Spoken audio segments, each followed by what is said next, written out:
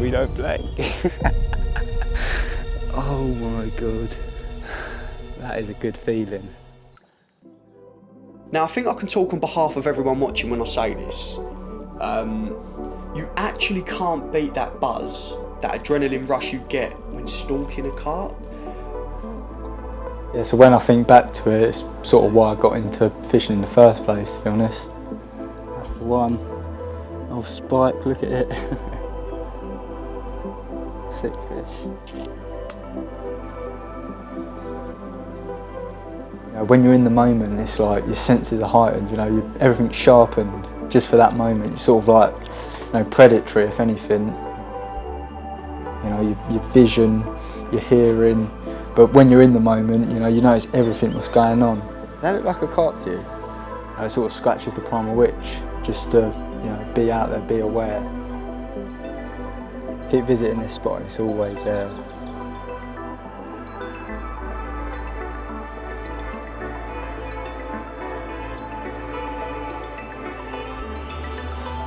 I could see my maggots flittering through the water, floating through the water. And there's just so many fish in front of us. It was black, and they were going to and fro under the bank, sort of. Just they knew the maggots were there, basically.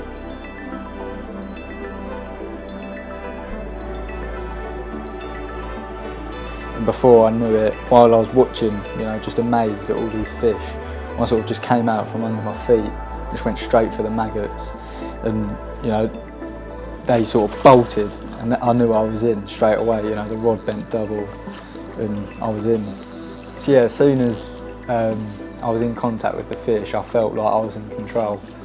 But before I knew it, it just seemed to do a 180 under the water there. It just knew where the snags were. It went straight in, and it weren't coming out. So at that point, I was pretty much locked up. I tried doing what I could, and luckily, Kai gave me the net. I didn't have to think about that, but yeah, I was just locked up solid.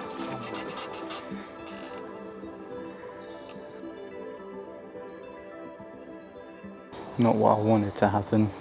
Don't think anyone does. But, just that method there has just proven if they're there, dangle some maggots in front of them, they'll take it. It's why we love stalking, it's why we love carp fishing. Obviously, you win some, you lose some. Felt like I could make something happen again off that spot. They'll come back.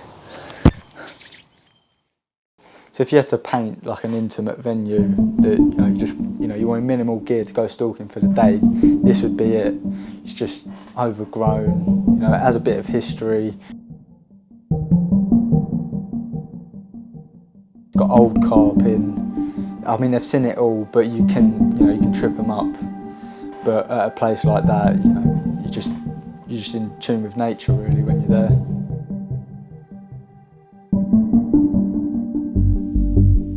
You don't see many pictures of the fish in here. You do get a few over there. Some stand out more than others, but half the time you don't really know what you're fishing for. And they might not be so big, but they're all characters, they're all dark, nice, old carp, old proper carp, and I couldn't wait to get fishing for them again. We sort of disturbed the area, the carp were on edge, but luckily for us, I've sort of done a bit of time in this swim, and you could fish to that bush that I was fishing. So we started prepping the area, baiting it up, and we kept eyes on basically. There's a swim over there, and you can sort of get round this bush. So I'm going to put a little bit of bait in there, just to draw them out. But I'm going to give it a bit off the edge, where I'm going to fish it, as well as a few down there.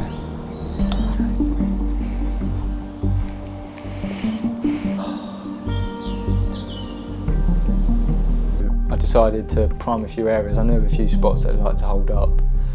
And baiting these spots proved quite important for us in the end.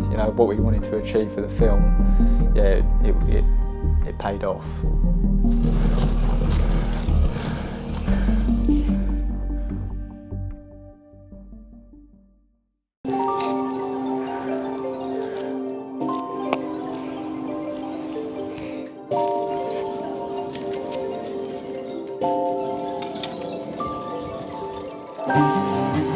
using my tried and tested hinges with the little S2s on the top. Just using the spoon, I just, there's no tangles going on. Got them 2 rods out, I was confident, especially that right rod.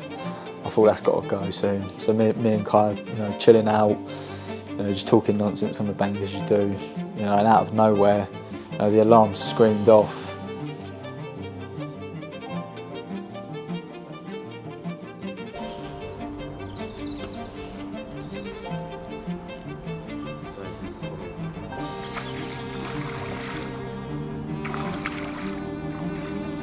Yeah, just darting around, knew where the snags were, it was trying to do me, but in the end it decided to roll over the net cord. I was quite happy, to be honest.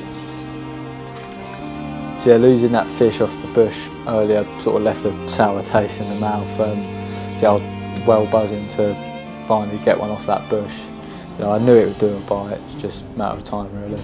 Literally talking to Kai about the positioning of the rods and stalking that one earlier, losing it, and as we were talking about it, the right hand rod ripped off, almost came out the rest, and it was this little scrapper that was on the end.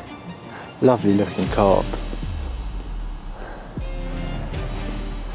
but we're stalking back over there again tomorrow. Could have been feeding with the big mirror.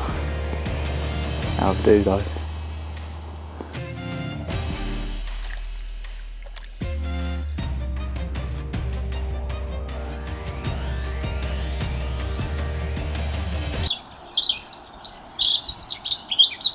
Sitting there with a brew, lovely morning to be honest. I wasn't really expecting a bite, but out of nowhere my alarm just, it started making a few beep beep.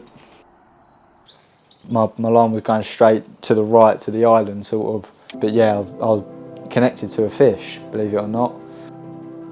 I did give Kai a shout, but before he even came with the camera, it was already in the net. Dark as you like, nice looker, big old tail on it. Yeah, just what we was after really, over the moon. That'll do. Just as it was getting light, obviously the sun weren't shining, but this one knew it was bite time. They're the ones we were after. Proper sick one.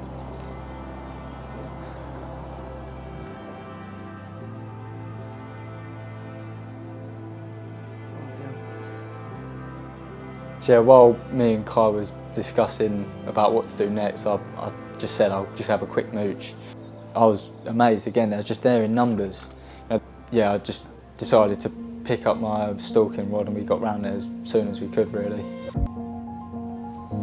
Oh my god, the big mirror's literally coming in on cue.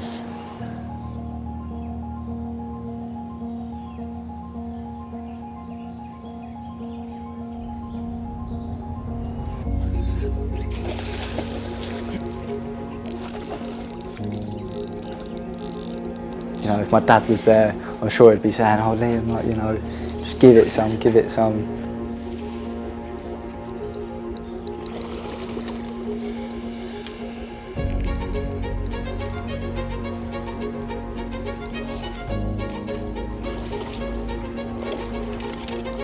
But yeah, before I knew it, it was in the net.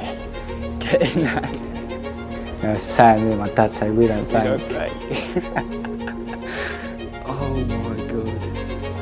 Yeah, it's why we love stalking, but it's why I love stalking, just for moments like that. That'll do. One evaded me yesterday on the maggot, done me in the snag, but well, I was paying attention this time and not just in woe of all the fish. Managed to actually land this one. Proper awesome fish though, lovely little mouth on it. Lovely long common.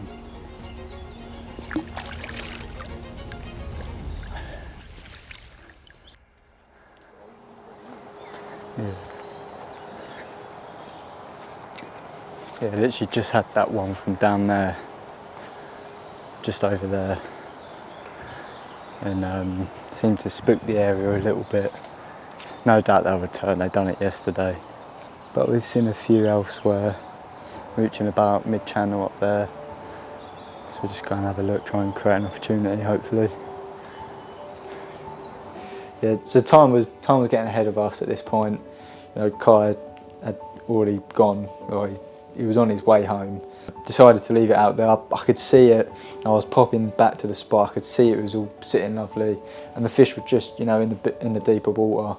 I thought they might, you know, come up the shelf up at some point. But yeah, I was just sitting there, you know, in contact with my brother. He was coming to pick me up a little bit later, so I decided to sit it out. You know, I would have liked another fish, you know, even if I'd done self takes.